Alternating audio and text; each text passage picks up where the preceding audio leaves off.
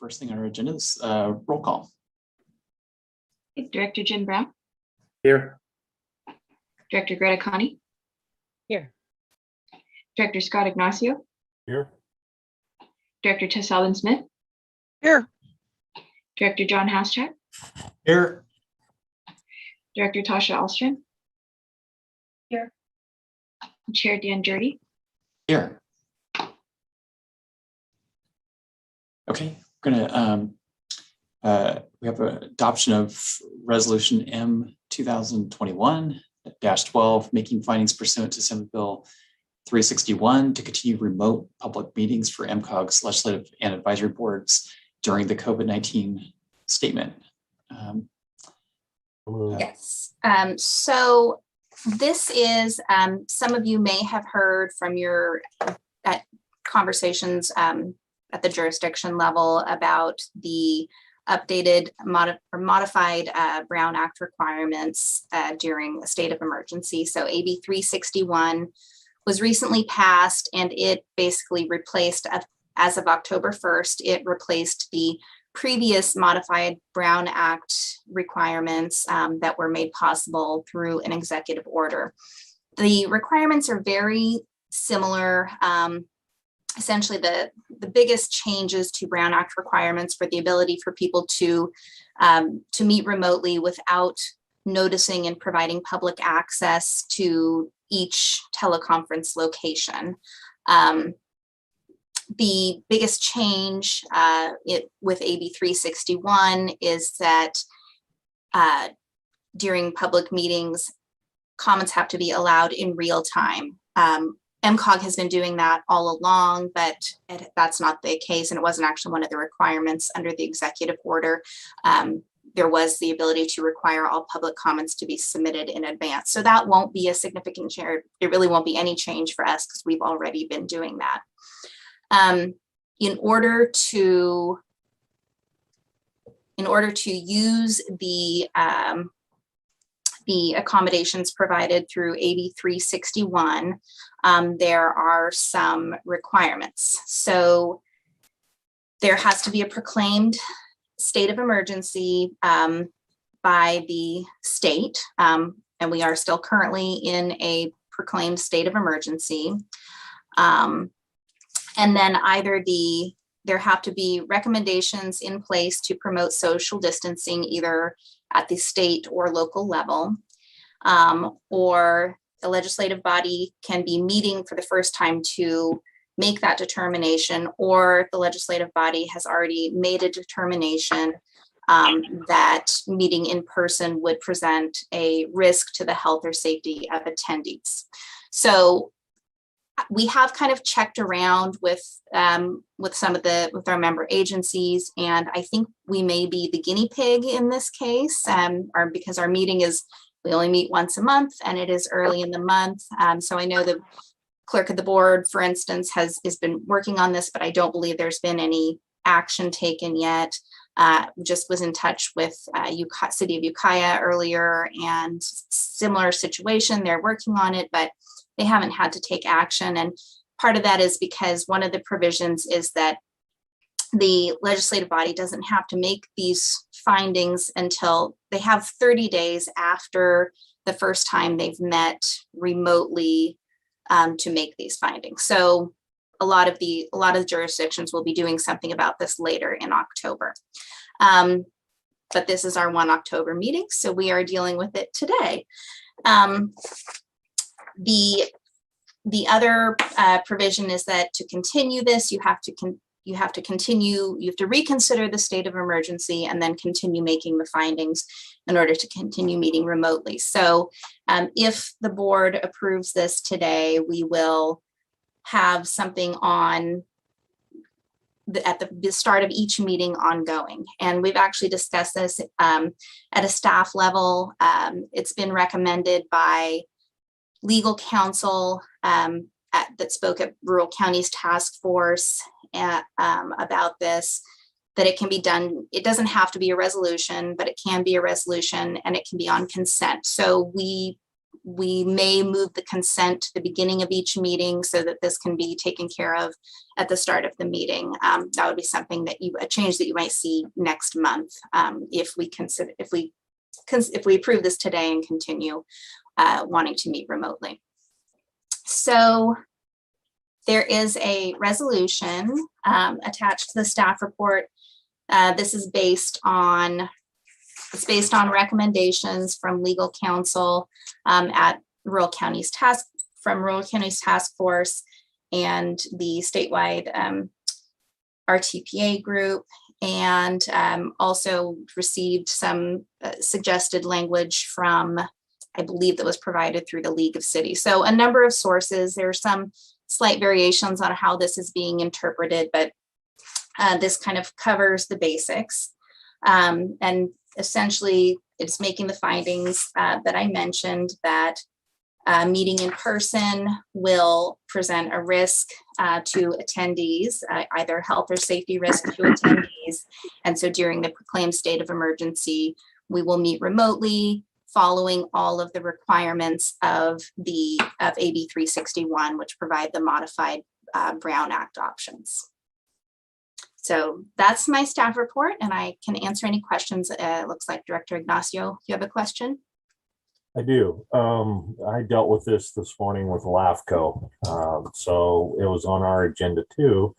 And if you look, I was wondering if you came up with anything, because when I posed the question to legal, AB 361 says it's a 30-day cycle. And if you notice, from November 1st to December 6th, it's longer than 30 days. And we were told that from other LAFCOs, they have to have this special meeting just to do that extension. Have you guys come up with a way, either through the league or anything, to get around that 30-day? I don't know why we don't have 31 or 32 days for review, but I was wondering if you had any input on that. Thank you. So we did ask that specific question to the legal counsel that spoke to us through Rural County's task force. And what they said was that as long as you do it at the start of each meeting, you're meeting the intent of the legislation.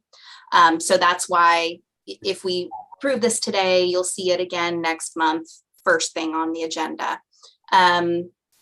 It also essentially, and I asked this specific question, if it is more than 30 days, do you just revert back to the provisions that allow you to meet if there are recommendations in place for social distancing and you're in the state of emergency, regardless of whether or not you have made these findings? And they said, yes, it would just revert back to those other circumstances. So I think that we'll be covered by making the findings again right off the bat, and that we would revert back to those circumstances. Thank you. That works totally for me. Okay, great. You weren't able to come to that conclusion in LAFCO, so we have to have special meetings going forward. Oh. Hopefully, we can take what happens here today back and go. Yes, and like there's the spirit of the law. Right. And like I said, I think I guess LAFCO was the real guinea pig, but I'm sure there will probably be more clarification coming out because this is so new and a lot of jurisdictions haven't had to take any action yet. So I expect there will be a little more guidance coming out within the next few weeks. Well, thank you for that. And Chair, I'm good. Thanks. Okay. Do we have any public comment on this agenda item?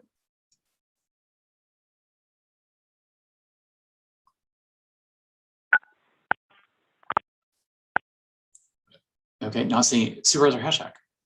Well, I'll move the recommended action. Okay, right. Oh, it looks like we do have one public attendee with their hand raised. Jessica Stoll-Otto has her hand raised. Hi, everyone. Just on this thought of remote meetings, regardless of how all of this unfolds with our unknown future of the pandemic, I just wanted to say I actually really appreciate that we have figured out Zoom.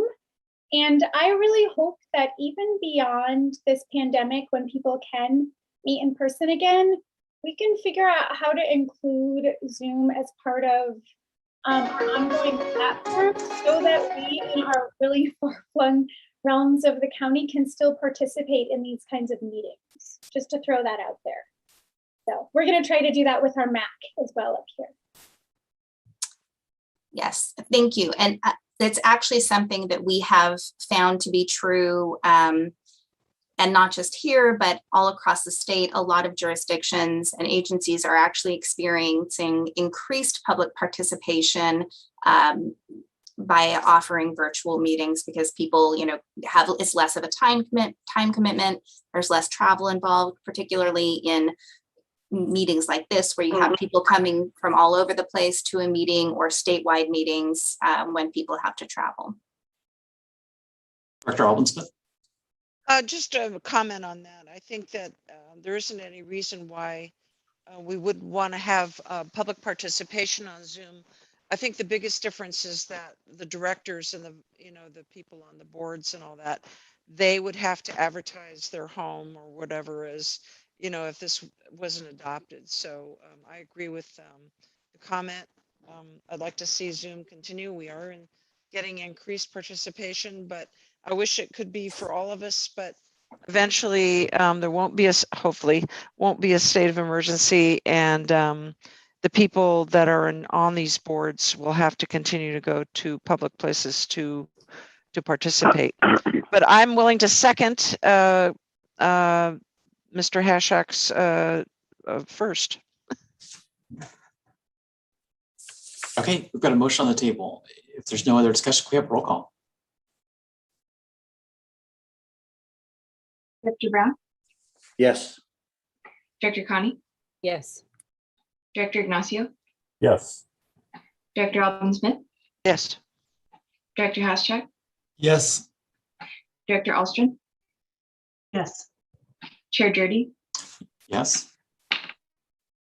Thank you. Okay, so now items 3 and 4, we're going to reconvene as the Regional Transportation Planning Agency, immediately recess that and reconvene as the Policy Advisory Committee, and then go to public comment. Do we have any public comment on non-agenda items?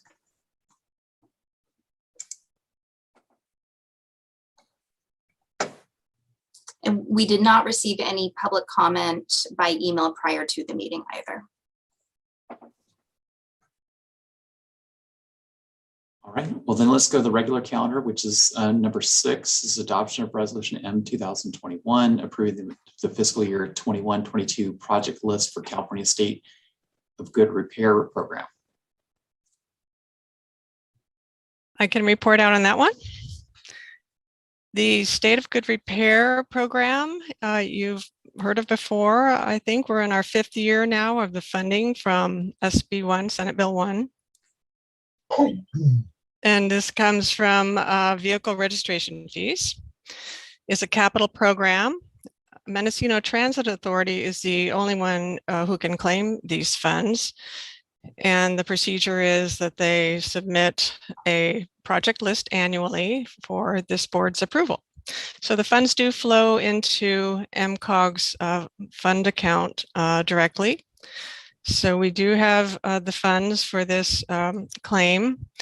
You've got my written staff report there with all the details. I can just quickly go over that.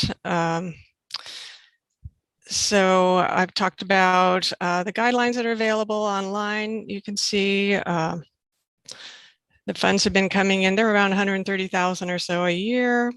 We receive this quarterly. And MCOG has allocated funds up through fiscal year 2020-21. This time, MTA would like to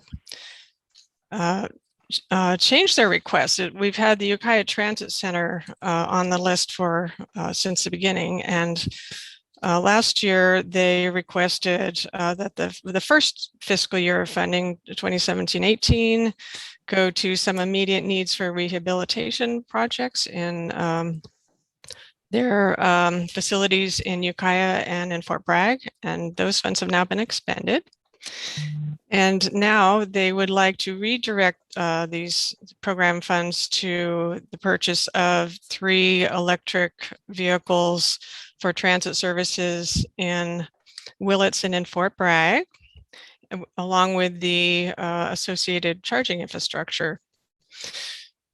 So that comes, you've got the resolution, and you have my synopsis of the funding request and an exhibit with the details that are what Mendocino Transit Authority actually submits on the CalSmart website, where the transactions are made.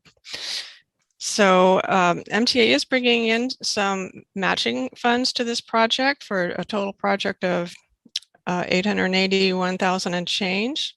They've got 3 other funding sources they want to apply to this project. They have some state transit assistance funding from MCOG for capital. They have the low carbon transit operations program, and they have vouchers from the California Air Resources Board. So what they're asking for now is a total state of good repair funds of 537,203. We do have an available amount of 544,614. So we have just a little bit more than they're asking for. I believe their list was based on estimated revenues. I've got actuals all the way up through 2021. So that's pretty much it. The Ukiah Transit Center, they didn't think they could spend the funds in time. There is a time limit on the expenditure of these funds. So that's pretty much it. You know, I see that Jacob King is here with MTA, if you'd like to make any remarks about it. I think you did a great job, Janet. I tried to cover everything. We've talked extensively about it as staff. So we're pretty familiar with the program. And I'm excited that MTA wants to add some more zero emission vehicles to their fleet.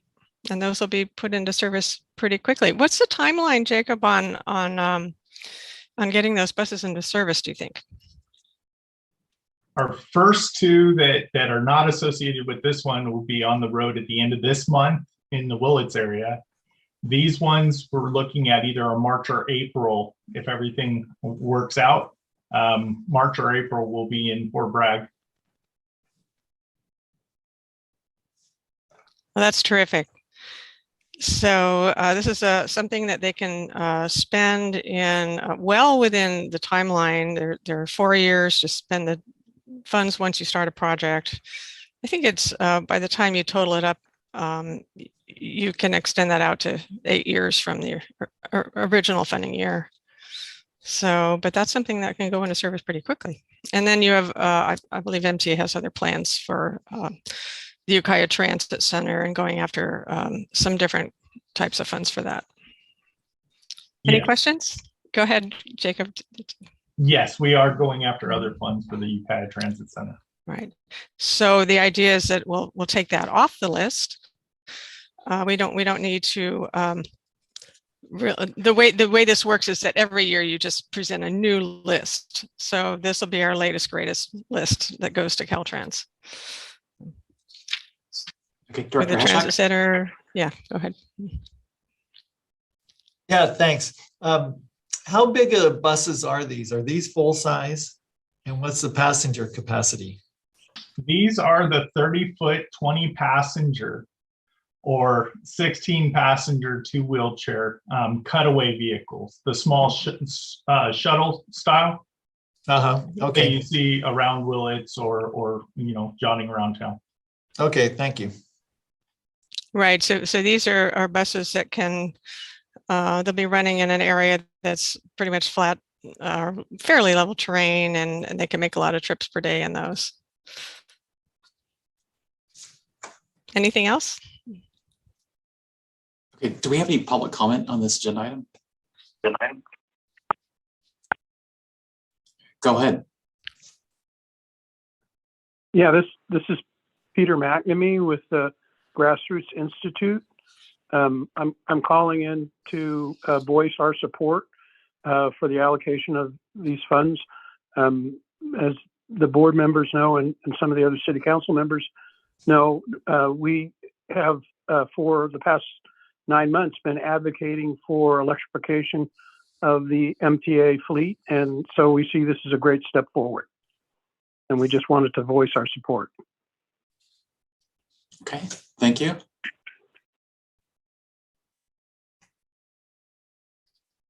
If we have no other comments, would someone like to make a motion?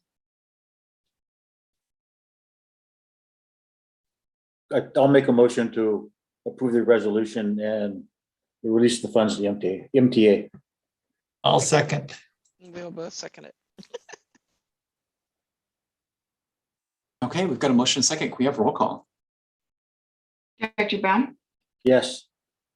Connie, Enthusiastically, yes. Ignacio, Yes.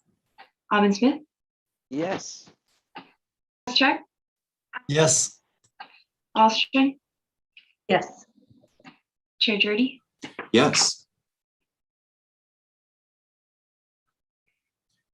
Thank Okay. you very much. All right, well, thank you. Now we're going to go to item number 7, which is authorization to approve setting just compensation and commencement of first written officers and negotiations for Covelo State Route 162 corridor multi-purpose trail project. All right, thank you.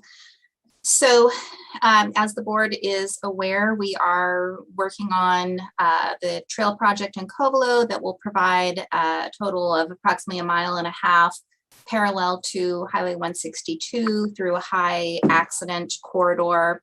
This will be a trail separate from the highway itself to provide safe access for bicyclists and pedestrians, and then also a approximately 1/2 mile section of trail that will run from that east-west back through tribal lands to residential area. So we're in the right-of-way process with this. We've contracted with vendor Rosenthal Inc. to provide right-of-way acquisition services. And they are at the point now where they are working on developing appraisals for the parcels that need either permanent easements or temporary construction easements. The full list of parcels is included in the staff report. And part of the steps that vendor Rosenthal takes is that before they move forward with negotiating with property owners and submitting first written offers, is that they ask for approval to set just compensation and commence with first written offers and negotiations. So this is something that is signed as approved by the jurisdiction contracting with BRI. It approves the fair market value. That fair market value is established by the certified appraisals. And then that is what is used for the first written offers, and negotiations with property owners take place from there. So this is before you today to authorize, so the board can authorize me to sign this approval and allow BRI to continue once they have all of the appraisals completed. And we do have Peter Field with vendor Rosenthal on the call today as well. If there are any questions, or I don't know if Pete, you have anything to add to the description that I just gave. I'm sure you can do a better job of describing things than I can.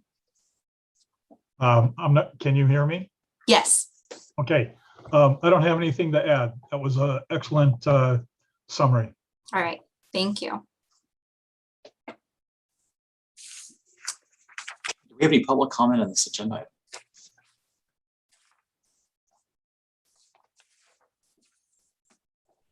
Director Hascheck.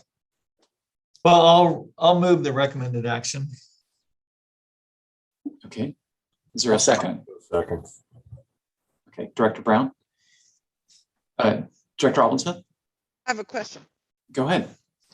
So it's been a while since we talked about this project, I think. And I just want to reiterate, or not reiterate, remind myself, is this along this trail, mostly along the old railroad, east-west railroad that goes up there?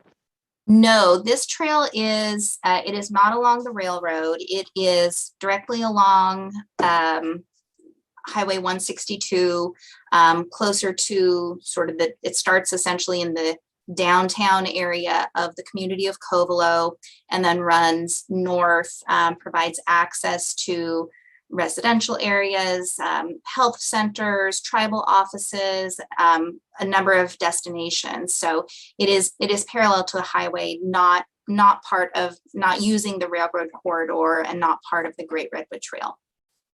I got that. But it is a corridor that is actively used by pedestrians, and there have been a number of fatalities. And will this connect to the other trail?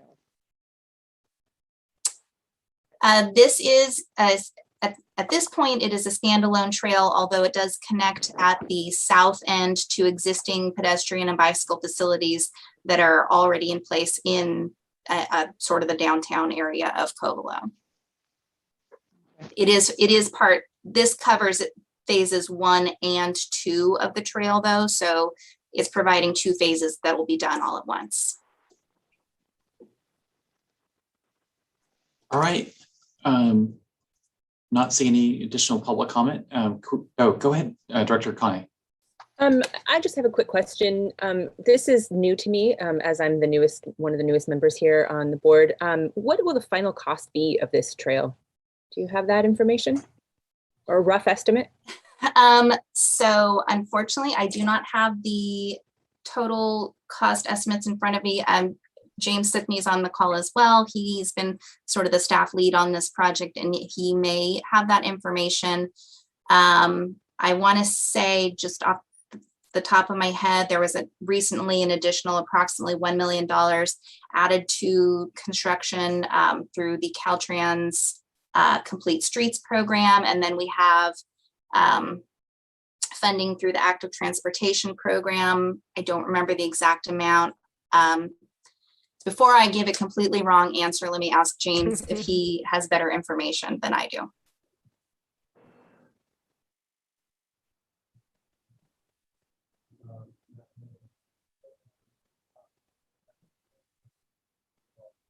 James, you're muted. Yep, you're a mute.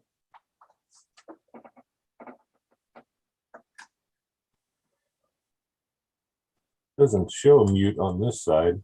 No, I think he's using his phone for audio, and he must have his phone muted.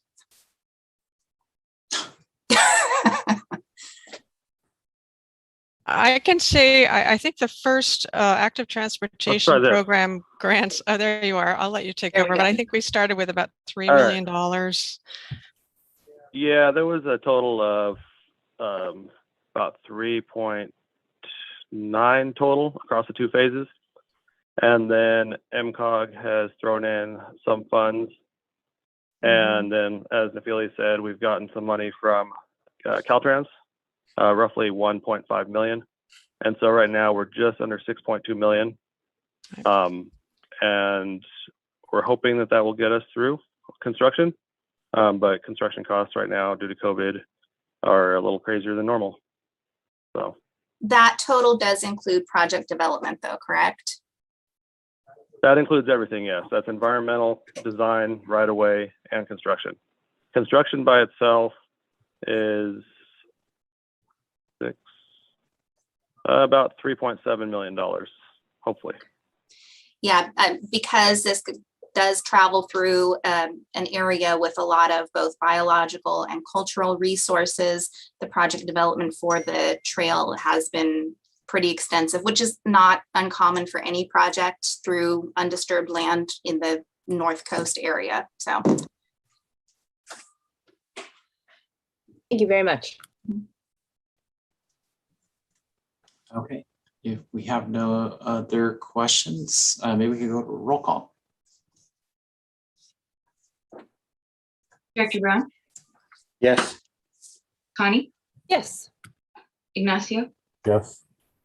Alvin Smith? Yes. Paschak? Yes. Alstron? Yes. Chair Jurdy? Yes. All right, thank you. Okay, next on our agenda is the consent calendar, which is the minutes of August 16th. Do we have any comments on the minutes?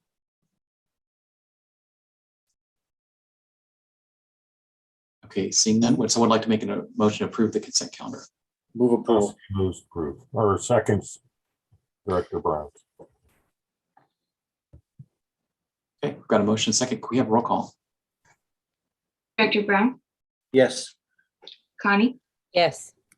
Ignacio, Yes. Alvin Smith, Yes. Paschak, Yes. Austin, Yes. Chair Jordy.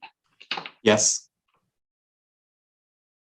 Okay, we're going to recess as the Policy Advisory Committee and reconvene as the Regional Transportation Planning Agency. Would someone like to make a motion to ratify the action of the Policy Advisory Committee? Also move. Second. Okay, we've got a motion and a second. Can we have roll call? Director Brown, Yes. Connie, Yes. Ignacio, Yes. Alvin Smith, Yes. Paschak, Yes. Chair Jordy. Yes. Okay, that takes us to reports. First is Caltrans District 1, project update and information. I have no updates today. Thank you. Okay, all right, thanks. MTA. Oh, go ahead, Director Connie. Tasha, can I just ask a quick question about the project in Willits at the intersection of Highway 20 and Blosser? I see that a fair amount of work has been done, but it doesn't look to be actually in use yet. Wondering if you could give an update. I don't have an update today, but I can follow up with you if that's okay. That'd be wonderful. Thank Okay, you so great. much.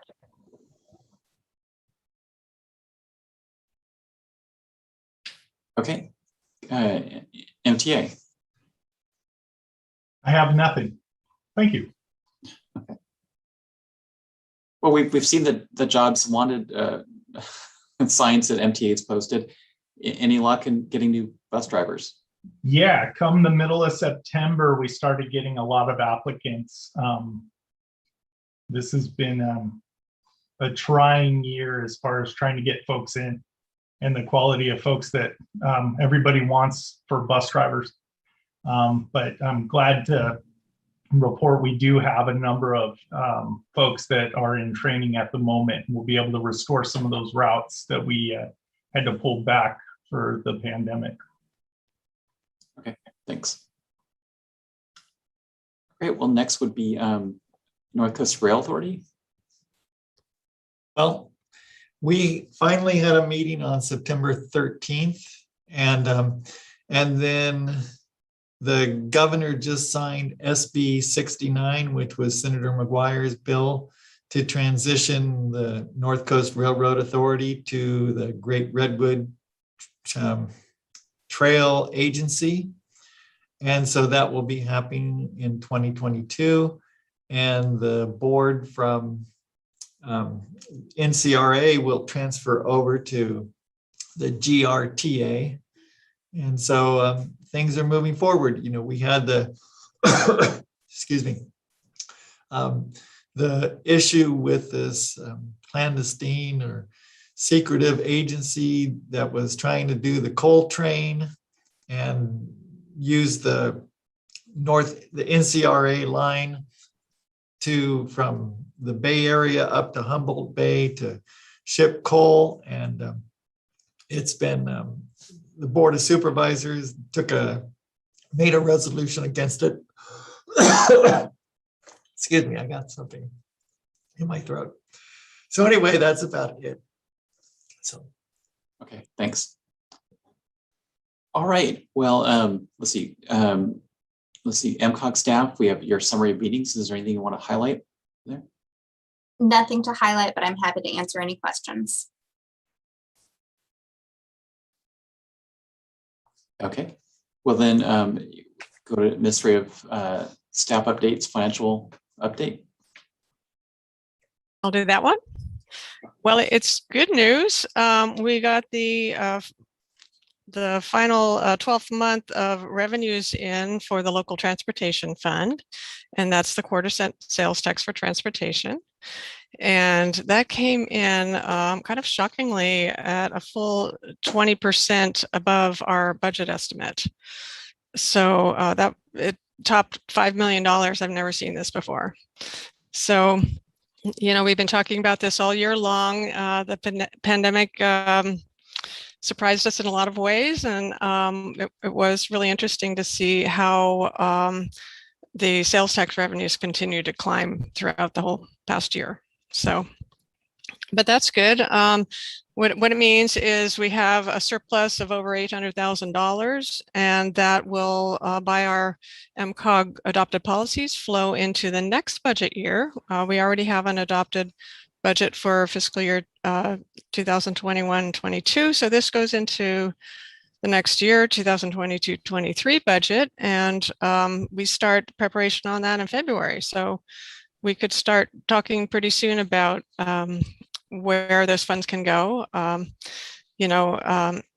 We rely on the sales tax revenues to fund the administration of the agency, a good portion of the planning budget, 2% to bike and pedestrian projects, and the rest goes to public transit. So it funds, it's the largest single source of funding for MTA, and it funds the 5 senior centers transportation services under contract for specialized services. So that's all good to hear, that those funds have come in high instead of dropping as we thought that they might back when this all started a year and a half ago. And it's they also came in, as you see by staff report, about 22% higher than the actuals for 2019-20. So don't know how long this will keep up, but we have a good little nest egg there to work with for the next budget. And the other fund that is under the Transportation Development Act is the State Transit Assistance Fund, and that comes from fuel taxes. It's sales taxes on diesel. And those were expected to fall because of, the drop in driving. So people aren't driving as much during the pandemic. And so the state controller's estimate had fallen by 41% on their revision of the estimate. And so the actuals ended up somewhere in between. We ended up with getting, I say here in my report, 78% of the first estimate, 132% of the revised estimate. So anyway, we got $647,948 in STA funds. So it's not as large of a fund as the sales taxes, but they are important to our transit providers. Anything else on that? I did just give you an extra information update on the California road charge pilot, just kind of for fun for your information, so you know what's going on, because the gas consumption model is not really sustainable. We've known that for a long time, and so there has been a lot of work done on looking at ways to transition away from that and move to a system based on vehicle miles traveled. So there was a pilot that started in 2016, and they did another phase of that in 2021 to look at different payment systems that could be used for that. And I was just looking at some of the legislation passed this year. Actually, I'm not sure if it passed, but there was a bill to extend this pilot project out to 2027. And that's about all I know on it right now, but that's moving forward. They have a technical advisory group, and that reports to the California Transportation Commission. And there's a website for that. You can check into it if you're interested, californiaroadcharge.com. So that is my report. Are there any questions? Dr. Connie? Forgive me if this is a uninformed question, but it seems like so many of the projects that we've talked about here have had the intent to reduce vehicle miles traveled. Certainly things like the Covelo Trail, trying to provide options for non-motorized movement. How will that affect funding going forward if part of the goal of transportation is to limit or to reduce miles traveled, and yet that's how we will fund things is based on that? I know that's kind of a puzzle also, isn't it? So getting away from gasoline consumption, but it's always been a system based on the users of the system, revenue based on the users. So that's why vehicle miles traveled, although you're right. Addressing climate change involves, trying to reduce those vehicle miles and reducing sprawl and in our development of, housing and communities. And so there's a lot tied up into this. So I don't really have an answer for that, but yeah, they need to find other ways to fund things. So I can add on to that. Yes, the goal is to reduce vehicle miles traveled and certainly not increase vehicle miles traveled. And so as those efforts move forward, it could be some impact, but the impact on revenues from that actually would be a lot different than the current impact on revenues, which are based on fuel consumption. The gas taxes that are collected they're per mile or per gallon taxes, not sales tax based on pricing. And so what's really had a big impact on transportation revenues is the improvement in fuel efficiency, which is a wonderful thing.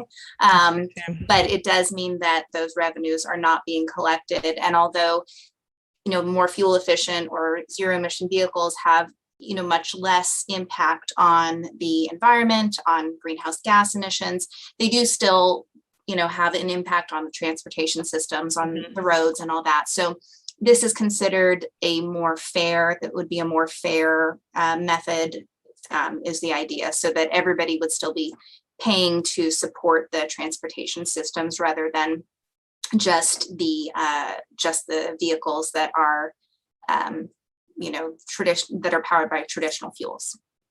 Right. And Senate Bill 1 a couple of years ago, in 2017, that went into effect, had some other sources in it. There are some registration fees. There's an annual fee on electric vehicles, and a couple other things mixed into that. So just trying to move away from that dependence on the fuel consumption model. And cars are getting more efficient. So Nafili's right. The mileage-based system is more equitable. We'll be following all this and can keep reporting out if you're interested in hearing more about it. And California and some other states are leading the way on this, and trying out different systems. Okay, well, thanks. And we see the reminder that the next board meeting is on Monday, November 1st. If that concludes the administrative reports. Yeah. Go ahead. Oh, that's right. I'm sorry. That was the end of our admin. I don't have any miscellaneous. Do you, Nafili? I have just one thing I'd like to mention, just a new grant opportunity that we received notification on today. I wanted to share. This is something that I think went probably to your jurisdiction's emergency services, but it is a grant opportunity for wildfire evacuation routes.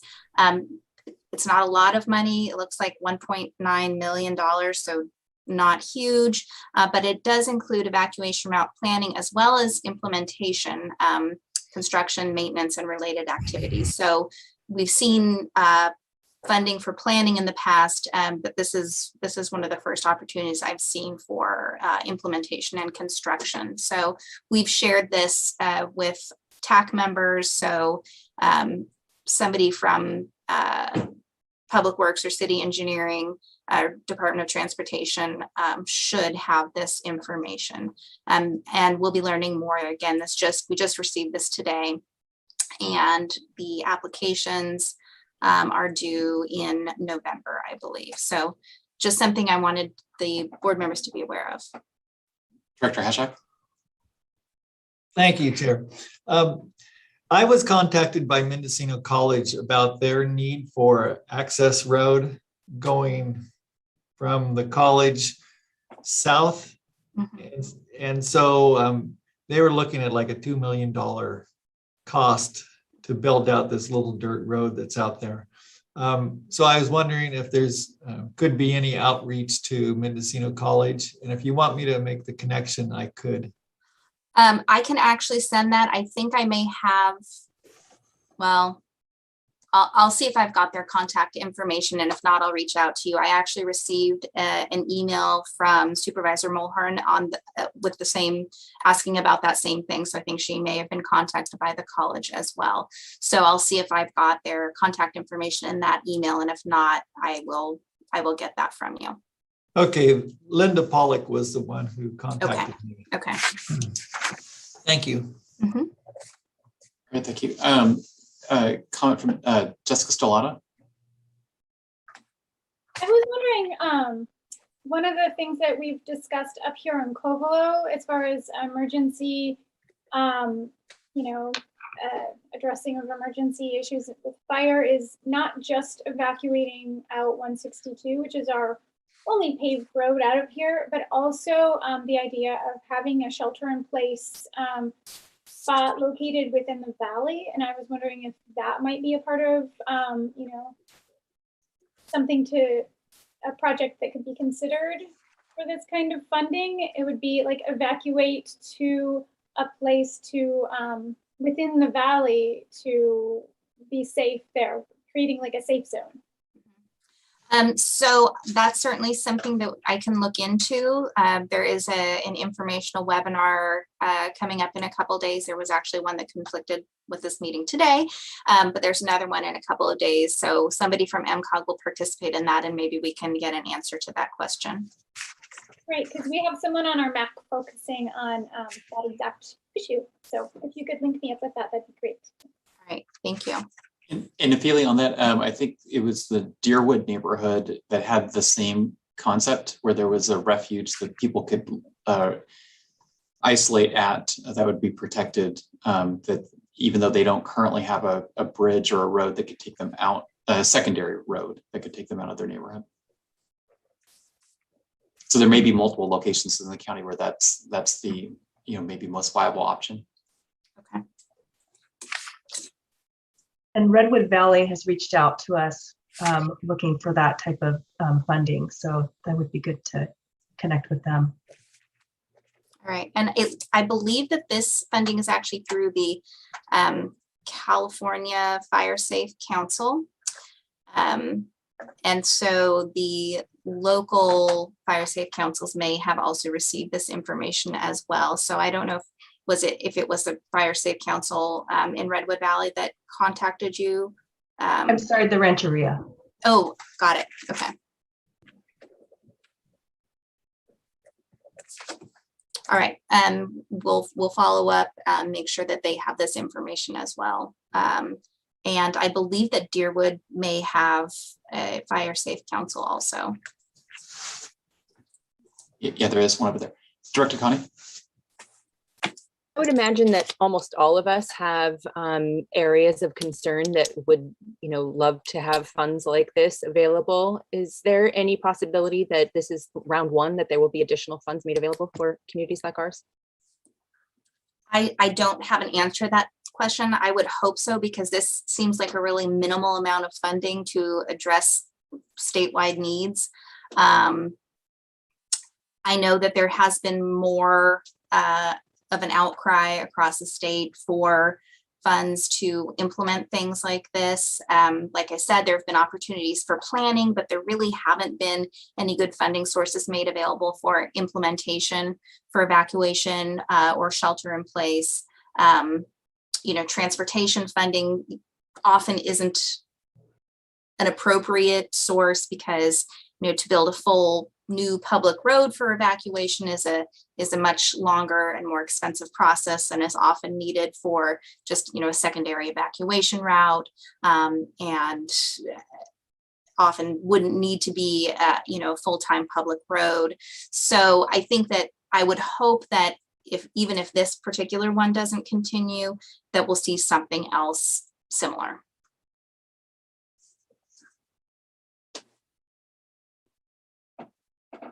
Director Almsmith, did you raise your hand earlier? I did. It wasn't about fire. Mike, when you were talking about extra money, I mean, the first thing that jumped in my mind was, is it the pandemic, or has it taken 10 years since the last adjustment of the Bradley Burns to see the impacts of having more money finally coming back to our smaller communities? I don't know. The other thing is that I just attended a League of Cities meeting and was really refreshed with new ideas, but they passed a resolution which will be argued about for the next, I don't know how many years, but basically to redo the Bradley Burns again and to make the division a little more equitable for the smaller communities. And that is really going to make the communities that have fulfillment centers like Amazon pretty upset because, they banked on all that that sales tax money. So, but I'm happy to see that. I don't know what more equitable is going to come out to be. One of the things I was thinking about, just to put it out there, is we really do want, I don't know if this is something that has to be changed in our policies, directives for this community. I would like to see the percentage put to bicycles and hiking and that sort of thing a little higher. For example, I was thinking, with this excess money, wouldn't it be nice if we could come back to our communities with refreshed bicycle lane planning? For example, in Fort Bragg, you can go so far with your bicycle lane, then it just sort of disappears and no idea which would be the best route to take on a bicycle, the best, safest route. I just finished bicycling all around San Francisco, and I was very impressed that Google knew where to take me to be on a bicycle lane to get to Golden Gate Park from downtown. It was just really amazing. It put me on the right streets. It told me how long it would take, and it was right. It even told me these are uphill or downhill, that sort of thing. Pretty cool. And I'd love to see that in our communities, as well as more charging stations, which I've brought up a few times before, at least planning for charging stations. Where would be good places to put those, even if MemCog can't pay for them, and planning for the bicycle lanes. And things, maybe we should just put a little bit more money into for public transportation or personal transportation items. That's my 2 cents. Thank you. And to clarify, the report that Janet gave about the additional revenue, that was specific to TDA revenues, and the bulk of the TDA revenues support transit. So we have the 2% bike and ped set aside, which is what's allowed statutorily, but the bulk of that does go to transit. So, but there are other revenues, other funding sources that can go to bicycle and pedestrian and charging as well. So we're not limited to the TDA funds. Can I just ask, I know this is probably a stupid question, but I'll just ask it anyway. What kind of help can a community like Willits, Fort Bragg, and Ukiah get to have a free electric bus going around in circles in our town? Is that something MCOG could help us with? So I would think that if something like that were to be done, it would be implemented by MTA. I don't know what the cost of something like that would be. And I don't know if I mean, I don't want to put Jacob, well, I'm going to put Jacob on the spot, but I doubt that he's got that off the top of his head as well. When you have something like that, you have the cost of the vehicle, which is, I mean, there's a one-time cost, but ongoing as well. But staffing and maintenance, I can't say what something like that would cost. Jacob, do you want to speak to that? Sonoma County Transit, just south of us, they have some free system, like a hop-on, hop-off bus. Is that what you're talking about, Director Alvin Smith? Basically, the cost is for that model. The cost is the passenger ridership cost per mile, and then it's brought forward to the city that's asking for it. So every month they get a bill, and it shows the report about, you know, miles, hours, and ridership. So it's been in place since 2018, as far as I know, and it's been a successful program.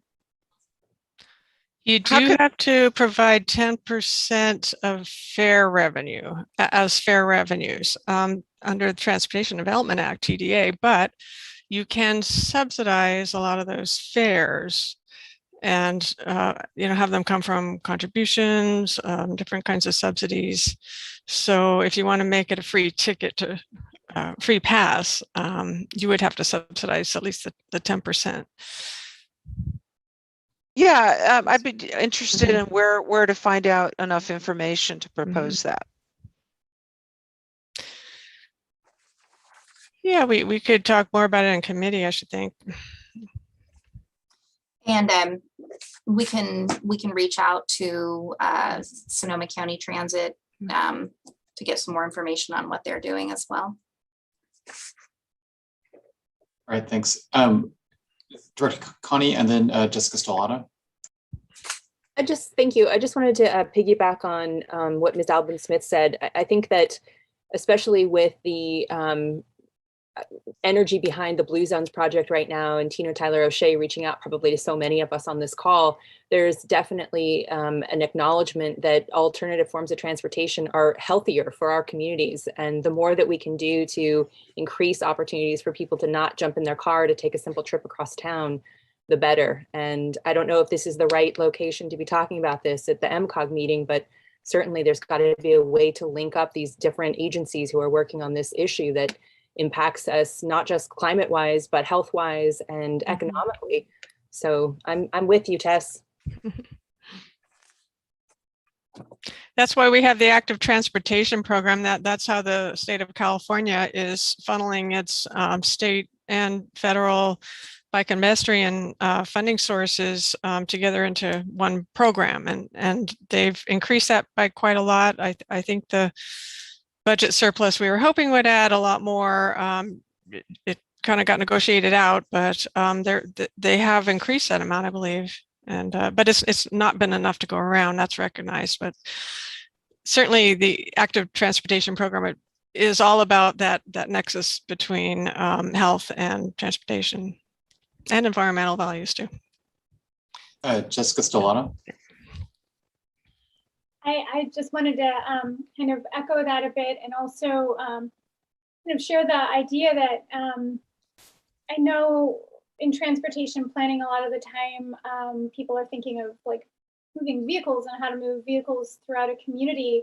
But if we really step back and take a look at and see this role as more of mobility planning, and with that focus on really community development and providing all of the, then we can see more, you know, all of the different realms and ways that people need to move around our communities. And honestly, you know, spending so many years walking and bicycling over driving in Ukiah and my tiny little town of Covelo now too, it's really powerful. It's not just, you know, getting from one place to another, but it's also improving my physical health or the community's physical health. It's fostering community in this really enriching way that we don't get in cars, that I think that we're wise to keep in mind. I know I had so much positive connection with my community, people that I never knew, simply because I rode my bike past them without a big piece of glass and metal between me being in a car, as I would with a car.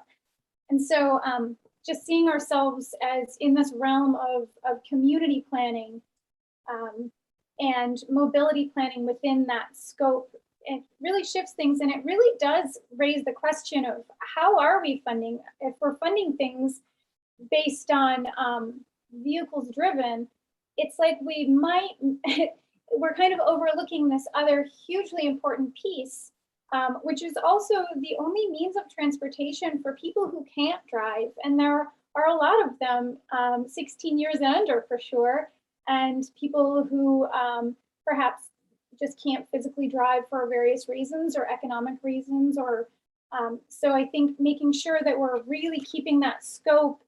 And so it'll be interesting to hear explorations of other ways to, yeah, develop those funding streams that don't encourage us to drive more. So I appreciate the focus with what's been said so far, and I agree. And I'll help.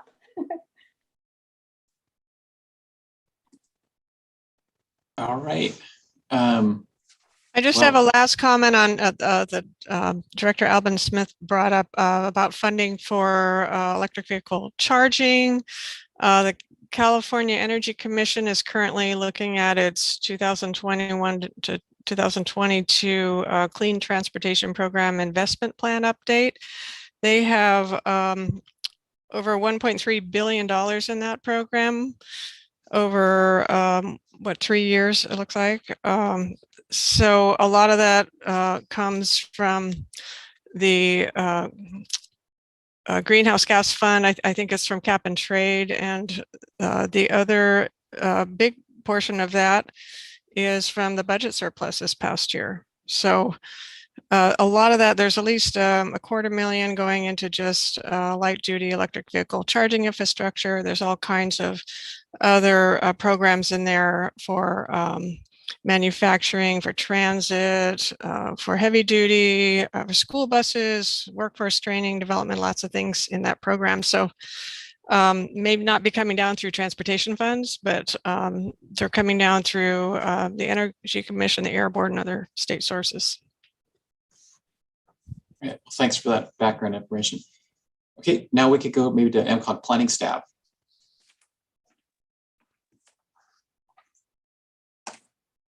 Good afternoon. I guess the first report is on the RTP, so I'll give you a quick update on where we're at with that. Staff is continuing to work on the required RTP / ATP, the Active Transportation Plan, as part of this update. It's funded in the current year's work program, and the final RTP is due to be adopted by MCOG by February 5th in order for us to keep on track with our 4-year cycle. So I believe I've recently been reporting on where we're at, and we've completed the initial needs assessment and the information gathering phase, and now we're currently completing the various draft components of the plan. So the next steps are that we will be soon posting a draft RTP to MCOG's website for board review and for public review.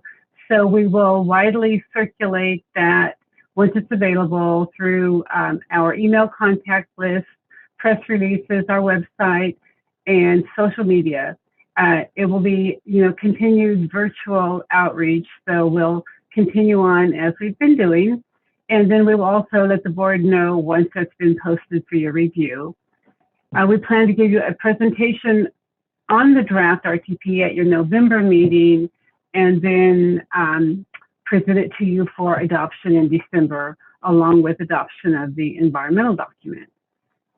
Our plan is for you to adopt it in December, but as I mentioned in the staff report, if the board needed more time, or if there was some reason that it had to be continued, we could continue it to the February meeting. It would be fine with the due date. The due date ends on the weekend, and then the next Monday would be the MCOG board meeting. So Monday, February 7th would be possible if we needed to continue it to that meeting. So that's just basically a brief report of where we're at with the RTP, and I can respond to any questions.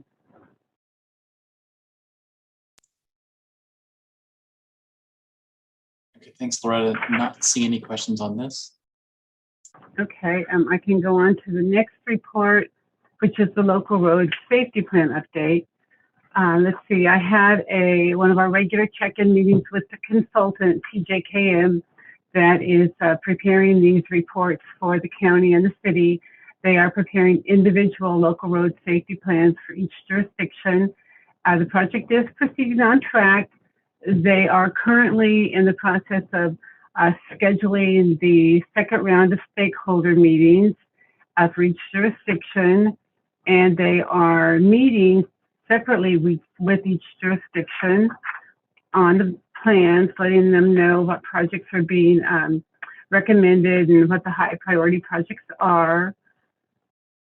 Let's see.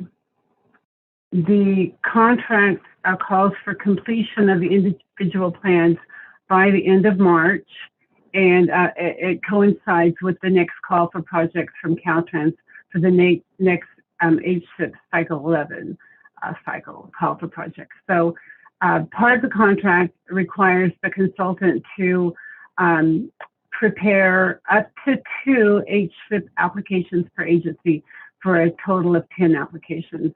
So it's really great opportunity for the local agencies to submit their high priority safety projects for HSIP grant funding based on the prioritized projects that come out of the plan. So any questions on that? I don't see any board member questions. Do you have a question from Jessica Stellato? Hi, Loretta. I was wondering, I think I sat in on one of those meetings and it sounded as if the data they were collecting was through 2019, as far as like crash data in the communities. And I'm wondering what's going to be done to make sure that more recent data is also included, because what's happening in our community then is one of our most dangerous routes here in town lately has had a fatality right there on Howard Street, speed limit 25, schools on either end, and there are some insane driving behaviors right actually at the high school, really close to that. And I want to make sure that that more recent and very relevant data isn't overlooked in this process because they're just going through a data set that stops at 2019. How do we do it? What do we do? Right, that's a good point, Jessica. And that's why it's helpful in these public workshops that that information is presented. So the consultants are using the information that they do get off the reports. And you're correct in that it isn't quite up to date. So we forwarded the information about a recent fatality or within, I'm not sure when it was, but it occurred after that time frame. So we've sent the consultant that information, and anything else that we've become aware of that's after that time frame, we've provided. And once again, the public workshops, I believe you were in the one for Covelo. So especially if you're able to participate in the second round, anything that the public, or we become aware of, we provide the information to the consultant. But it's very typical that these types of accident report data, it does lag behind. So it's just, however, what other means the information becomes available, we are making sure that they receive that information. Nafili, do you have anything to add on that? I'll just add that, as Loretta mentioned, we did receive, we were contacted by somebody else regarding Howard Street. And I was surprised when I looked at the list of the high accident corridors and intersections. Howard was not identified. Not surprisingly, there were some other locations in the Round Valley area that were identified, but Howard wasn't.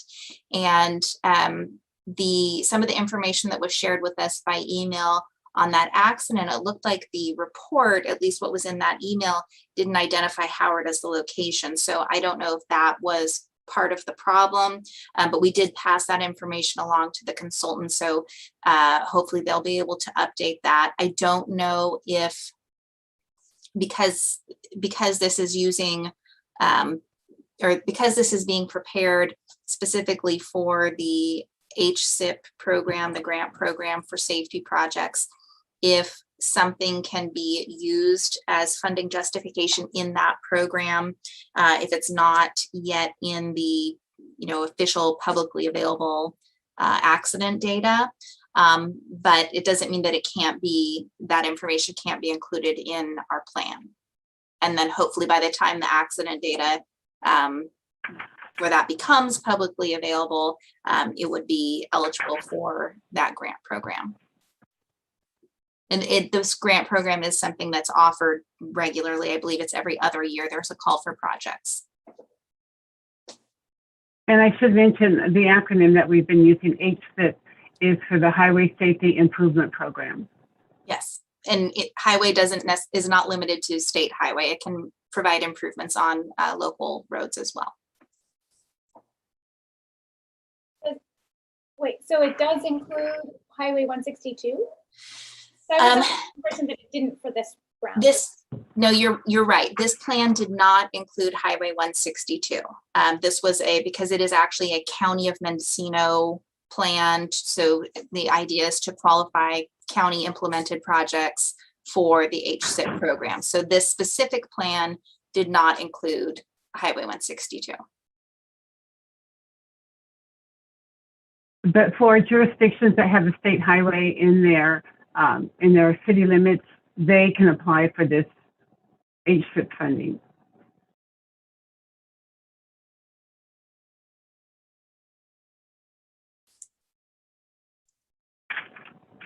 Okay, well, thanks, Nafili. I think next you're going to the Caltrans planning grants. Yes, we wanted to just give you a report that last month Caltrans announced their call for projects for their annual Sustainable Transportation Planning Grant Program. Planning grants are available under 4 categories.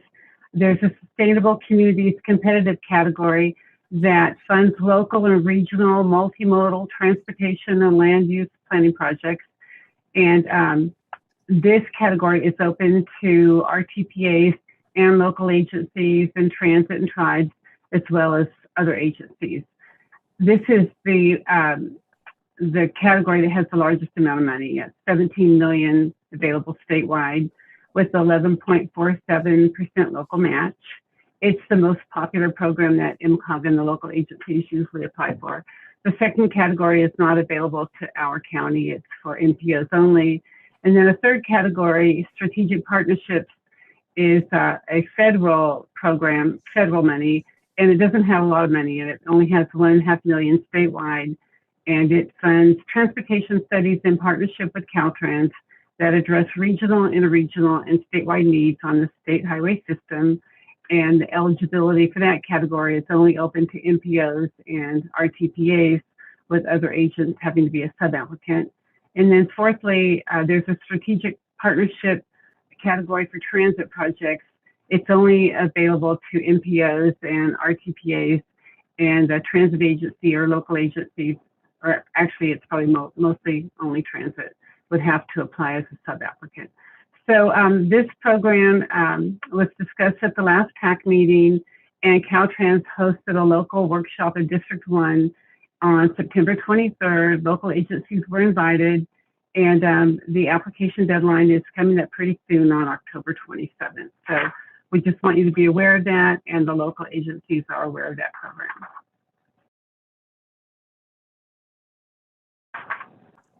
All right, well, thanks for the reminder. And anything else on the 2022 Regional Transportation Improvement Program? Oh, Director Connie. I'm sorry, Director Connie. Thank you. Loretta, quick question. That money being made available by Caltrans, that's for planning only, correct? Not implementation? Okay. Correct. All right, thank you.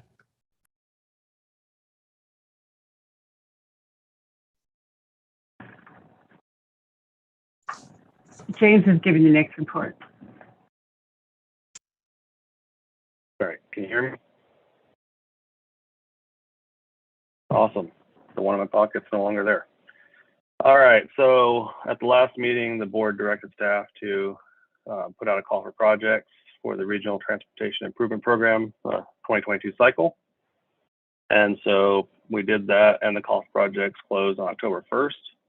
And as of last Friday, we received, it wasn't even really an application for a new project. It was just this, the county submitted a request to rearrange their previously committed $1.6 million. Previously, it had been set aside for construction, but they got some new cost estimates from a recently completed study. And so they would like to increase right away a little bit. And they want to program that this year or add to the amount that's programmed.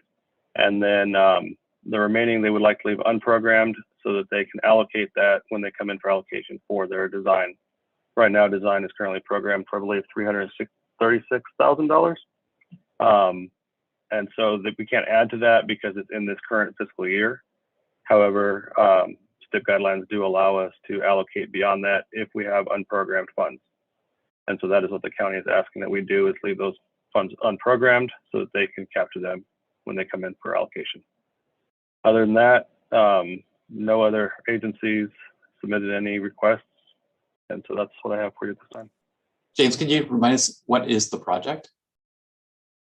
Oh, sorry. The county's project is some improvements at the North State Street interchange. So the intersection right there at KUKI Lane where In-N-Out is, as well as the southbound on-ramp onto 101.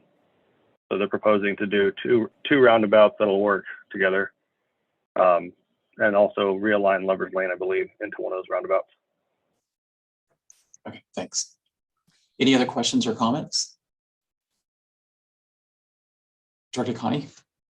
I'm just sort of curious, is there ever been any discussion about realigning the north on-ramp there? It's that really short on-ramp that goes onto the highway, and it's always precarious when you're driving there. Yes, so you're talking the northbound on-ramp. It's got a very short merge lane. And so you all of a sudden are out in traffic and you haven't had enough time to accelerate. Yeah, it is a concern. It's something that wouldn't be part of this project. This is a county implemented project that would be something that would be a purely state highway, Caltrans implemented. But we have talked with Caltrans over the last few years. There was a project initiation document, I believe, developed a couple years ago to look at some options for lengthening the merge lane.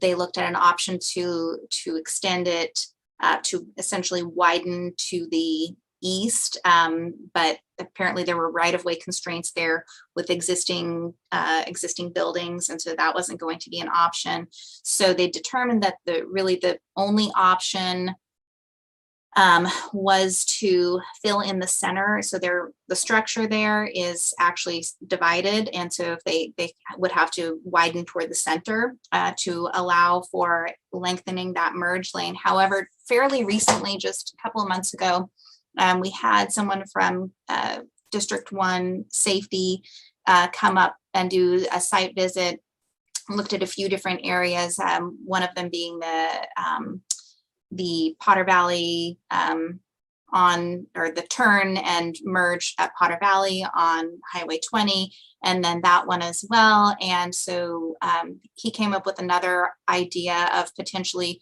reconfiguring the loop, so moving the loop for that before you get to the merge lane further back to allow for a longer merge. So that would be in theory, that would be an easier project. And so they're looking at options for that. So it is something that you'll see in the draft regional transportation plan that Loretta mentioned that'll be coming out in a couple of weeks. And so it's something that is a known problem and something that Caltrans knows about also. As I recall, MCOG contributed some funds through its partnership program, about $50,000 for that study. That was a study. Is that a different study? That isn't related to what Director Connie was asking about. That's the study that identified the roundabouts that the county is implementing. It actually looked at that whole stretch and recommended a series of 5 roundabouts. And so this would be the 2 higher priority roundabouts that would be implemented first in the county project.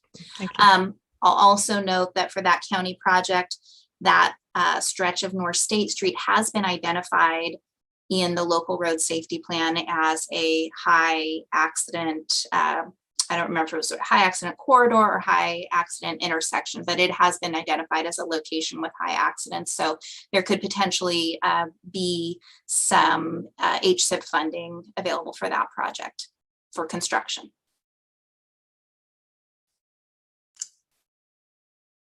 All right, well, thanks. Anything else on the 2022 regional RTIP update or miscellaneous reports?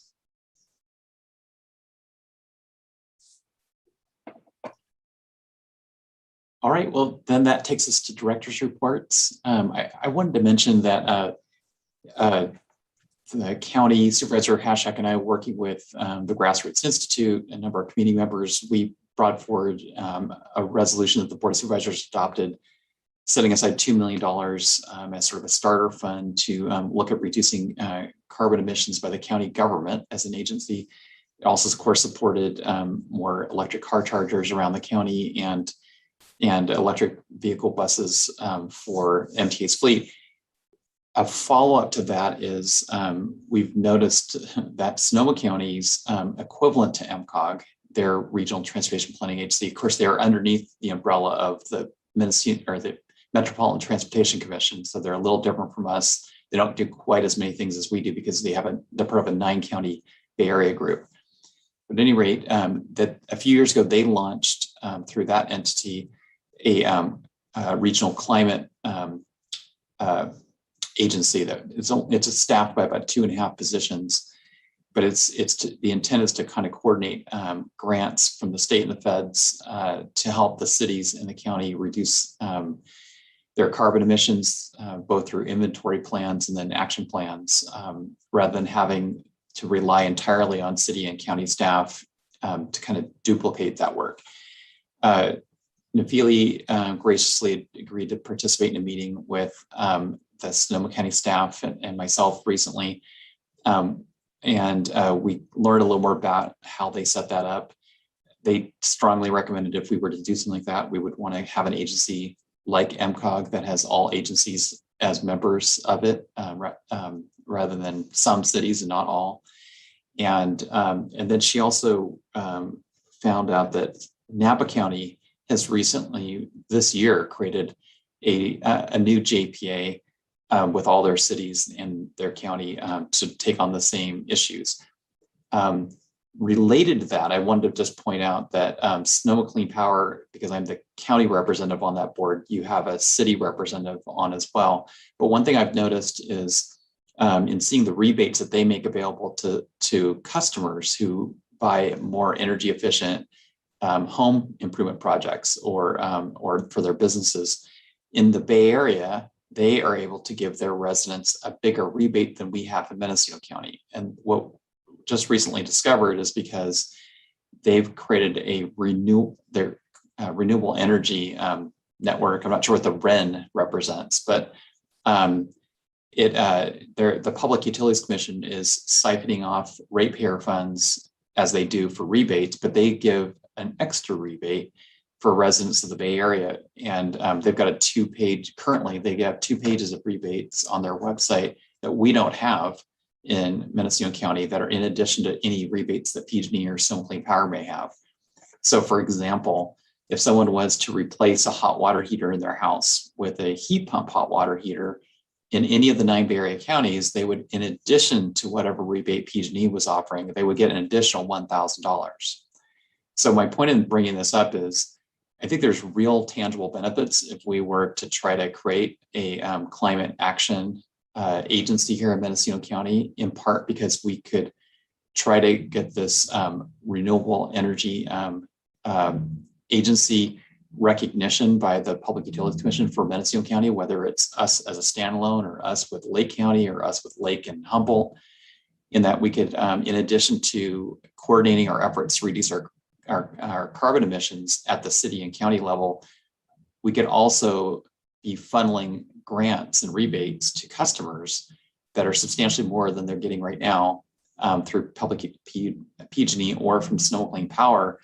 And effectively, we're already paying this money into the rates. It's just that the money's not flowing back to Mendocino County in the way it is the Bay Area. So I'm just putting it out there that I think this is something that it seems like MCOG's a likely home for this, or an entity that this board could serve as, just as we serve as the SAFE board and the MCOG board.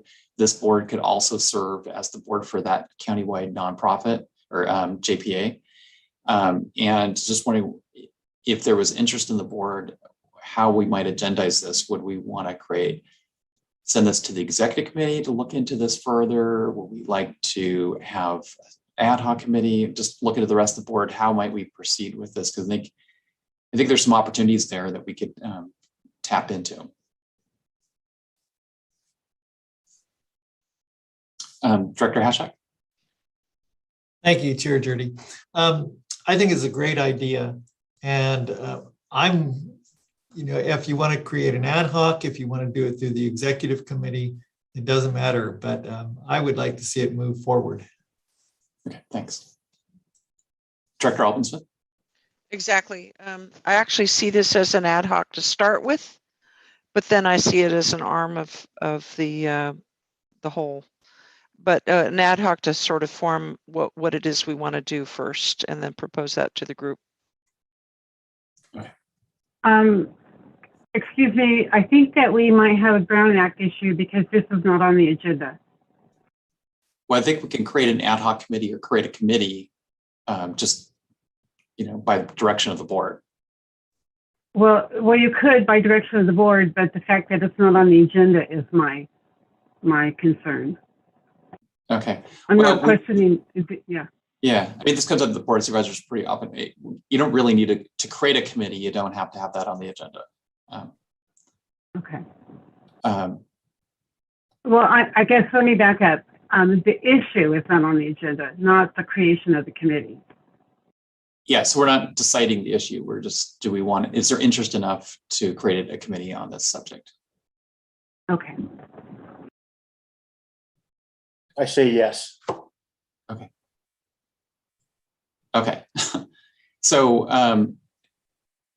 Director Hashak said he would be willing to serve on an ad hoc. I certainly would. Chair, I said that the ad hoc was a good idea. Okay. Okay. All right. Yeah, you're pretty overbooked right now. Anyone else have the time? Director Alban-Smith. Okay. I'm happy to serve. Okay, so we'll kind of keep the discussion to limited. So let's just create an ad hoc committee of Director Alban-Smith to work with MCOG staff to look at options that could be brought back to the board at a later meeting. Okay, any other matters from board members?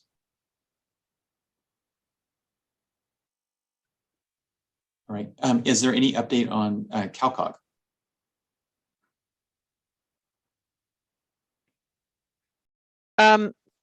I can speak a little bit to that. CalCog actually basically updated us on the last ditch, the last legislative month of propositions that they were supporting and they wanted input.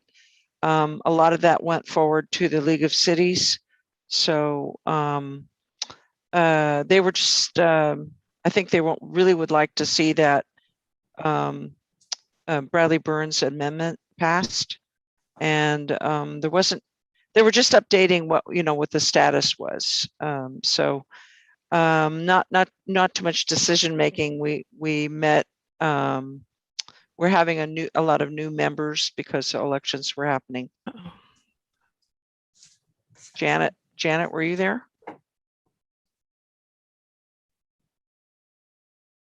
Janet, your audio's off. Here, I thought I was unmuting myself. Sorry. Yes, I did attend that CalCog meeting remotely, And they did talk a lot about the legislation that was pending there. They did have this Bay Ren, there it is, Bay Ren issue was discussed, and that's the Bay Area's regional energy network. And they talked about those rebates and things that Director Jurdy just discussed. So that was pretty interesting. And just without getting into a lot of detail, something else they talked about was whether to keep meeting remotely or in person. And a lot of people wish they could kind of have flexibility and do some of each of those. You know, these elected people would like to get back to meeting in person, seeing more of their constituents, seeing each other to build relationships. But on the other hand, you know, there have been a lot of benefits to meeting remotely as well. So one thing they said was maybe not call them hybrid meetings. That the word hybrid means a lot of different things, but to modernize the Brown Act. They talked a lot about the Brown Act and how maybe that could be modernized to reflect the newer technology that we're using these days. So those are some of the things that came up. There were about 50 people on the call, so well-attended meeting. Okay, great. Well, thanks. And it looks like then at 3:01, we're ready to adjourn. And I guess we'll all meet again on November 1st. All right. Okay, thank you, everyone.